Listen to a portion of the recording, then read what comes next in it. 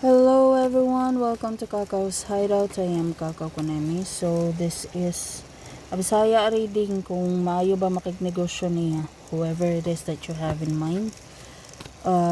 This is a general reading. If it doesn't resonate, please do not take the message. And for paid personal readings, just send me a private message. Pakicheck ra sa description box na adi akong akong contact details, okay? Anyway, if you need more time, pause the video. This is 1, 2, and this is 3. Okay?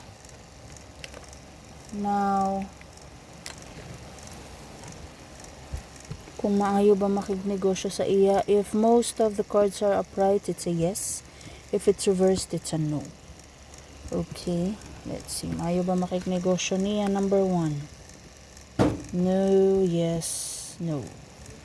So, yes, if there's a third person, I'm sensing, like a Pisces, Cancer, Scorpio, not necessarily. But this is someone na murag kuan siya mo'y tulay-tulay sa inyong duha ba? Especially if ang kanang na hunahunaan nimo, feel mo magkaaway mo ana o lang kanang murag perminti mo debate ana tawhana ba. So kung kamo lang duha dili maayo. Yaw kung kamong duha dili maayo.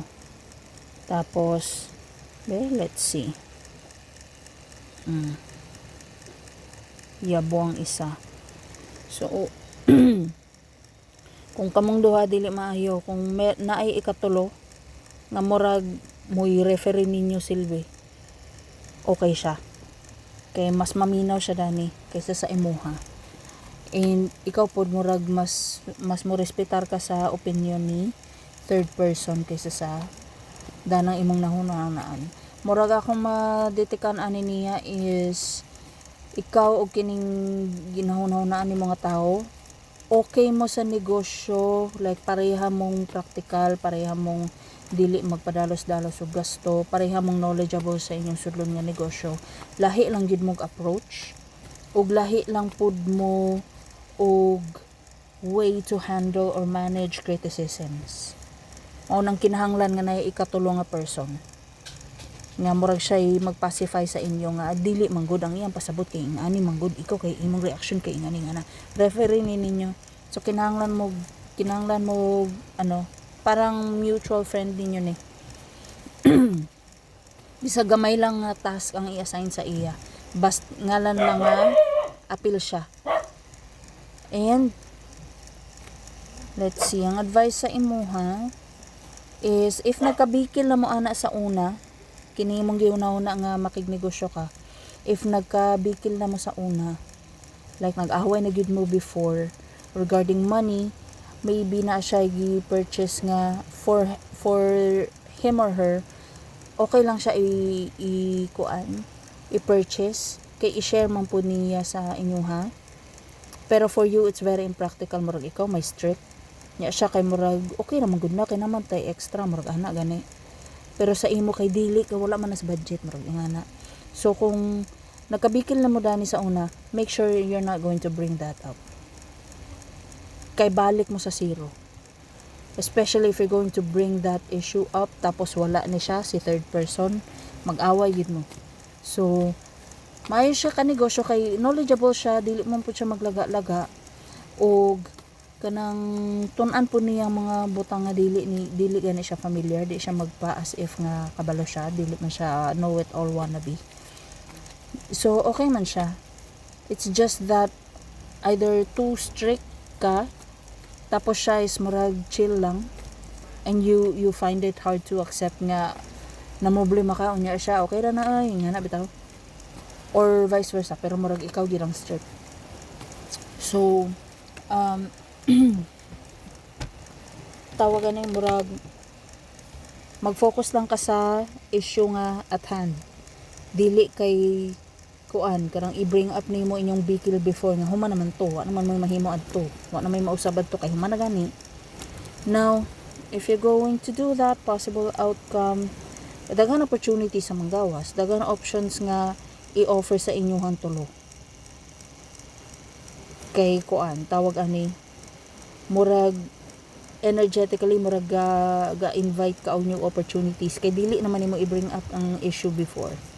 So murag maoy good karma sa pag let go sa mga dili na angay i-revisit nga mga issues. Ang options nga mga bot, opportunities nga mga bot. Okay? So no if kamura duha, pero if nay ikatulo ninyo nga referee ninyo, okay. Okay? Now, let's proceed kay number 2. If you have chosen number 2, maayo ba nga makignegosyo niya? Cards, I chose this pile actually. Okay, it's a yes. Kay murag, tawag gani, ang plano nimo siguro is, murag, aside sa imuha, ipa-assisting mo imong family sa imuhang negosyo nga kakahunahunaan, or maybe very practical kay ang property or ang household or ang store nga gamiton is dili na rentahan, murag family owned na ninyo, practical siya kaayo kay dili na gamitan og kanang murag di na magrenta og place ba. And also there is something about sa iyaha,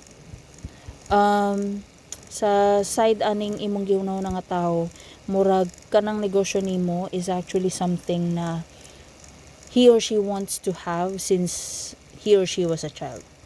Like childhood dream niya nga kana ang iyang If you notice na ay dogs, so maybe dog food or veterinary clinic or maybe tawag daycare sa mga iro, or pwedeng cafe or restaurant na incorporated ang pets sa sa premises. Like di ba katong nag-viral gani nga magsuroy lang siya kada lamesa then na siya gikulintas nga GCash nga QR code. So murag ingana, and this is something na if wala pa nimo nasulti sa iyaha, murag once ma-propose nimo sa iyang idea, ma-excite siya and very siya. It's just that wala siya kwarta sa pagkakaroon, which is true. Murag nag-resonate siya sa ako. Anyway, what do you need to do about this? O try to learn nga pasikot-sikot ani nga negosyoha. There's also something na I don't think this is a person, but I think this is like something nga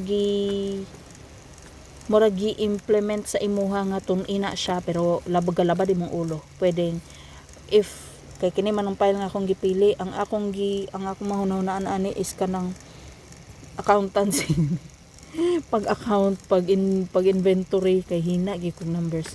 So maybe there is something na labad sa ulo pero need nimo tun-an para piyong-piyongan na lang nimo in the future. Yan na murag I don't need paper, I don't need pen.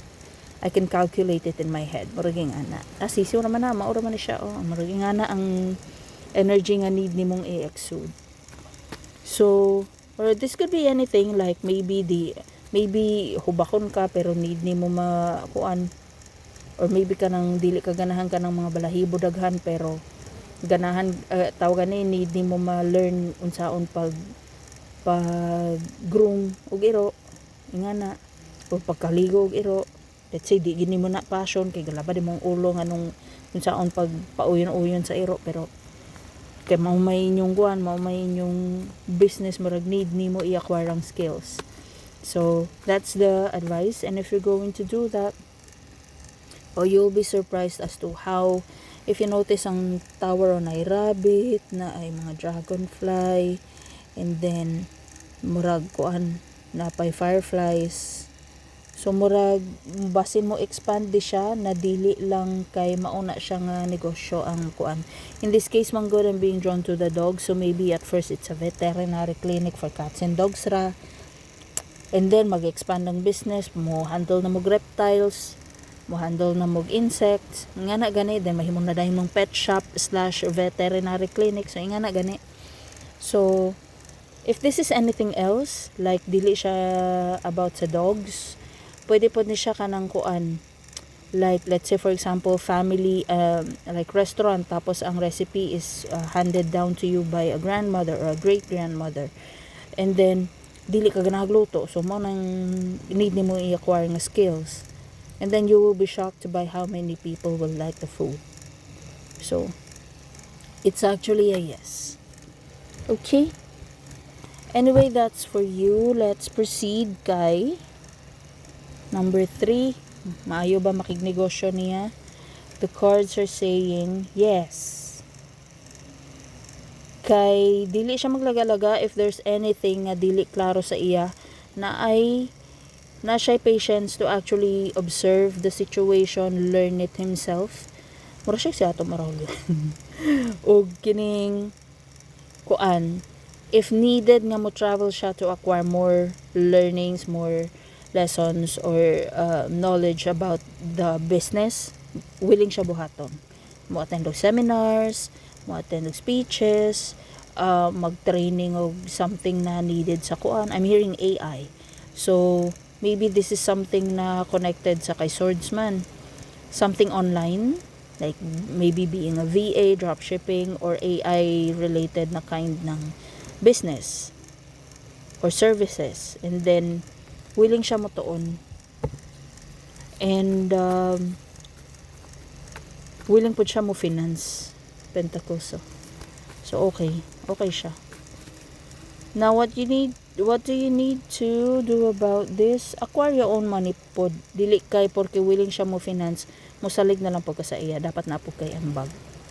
And if you're going to do that, possible outcome is 7 of Swords. So, naanay ko. I don't think this is anything negative, like na ay mangawat sa inyo, na ay mangilad sa inyo. More like, maybe mo abot mo sa point nga successful na gani kayo, like maybe milyones inyong kita, and you really need to lie low. Nga, kanabitang inyong lifestyle is simple ra gihapon, apartment ra gihapon, pero ang bank account kabutohon na. So, hopefully, may tabo ni siya. And hopefully, once that happens, you won't forget my channel. Donate po mo sa akong PayPal. Anyway, that's all I'm seeing here.